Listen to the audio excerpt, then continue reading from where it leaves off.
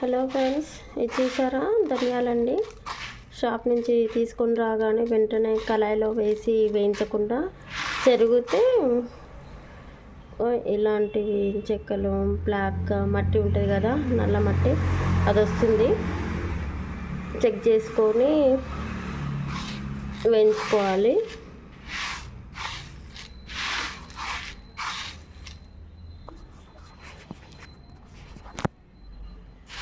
Present అయితే ఇందులో check చేశాను, ఇందులో అయితే ఏమి లేవు.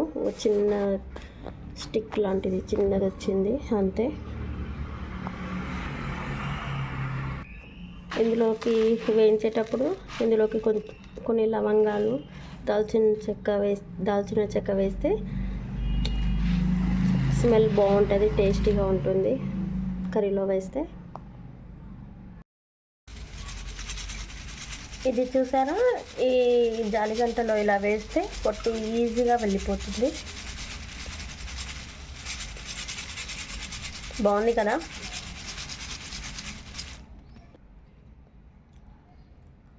చూడండి ఎలా వచ్చేసింది అంతా. కొన్ని ఇక్కడ తీసి పక్కకు పెట్టాను. ఇక్కడ చూడండి ఈజీగా వచ్చేస్తుందండి పొట్టు.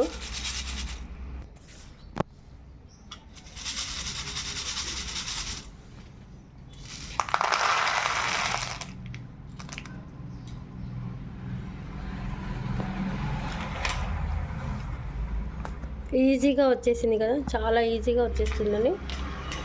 పల్లీలు వేయించుకునేటప్పుడు కొంచెం స్టవ్ సిమ్లో పెట్టుకొని వేయించుకుంటే చట్నీ కూడా చాలా టేస్టీగా ఉంటుంది.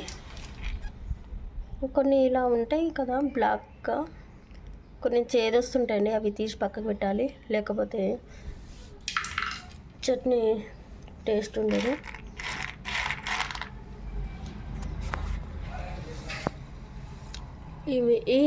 ఈ వీడియో ఎందుకు తీసానంటే, చాటలో వేసుకొని చెరిగేటప్పుడు మొత్తం స్ప్రెడ్ అవుతుంటుంది కదా గాలికి, అలా స్ప్రెడ్ కాకుండా ఇందులో వేసుకొని తీసుకుంటే చాలా నీట్గా ఒక ప్లేట్లోకి నీట్గా వచ్చేస్తుంది కదా. ఈ టిప్ నాకు చాలా బాగా నచ్చిందని వీడియో తీశాను. ఆల్రెడీ చూసే ఉంటారు యూట్యూబ్లలో, వేరే వాళ్ళు యూట్యూబ్లో పెడుతున్నారు కదా, నేను ట్రై చేద్దామని చూశాను. చాలా బాగా నచ్చిందండి నాకు.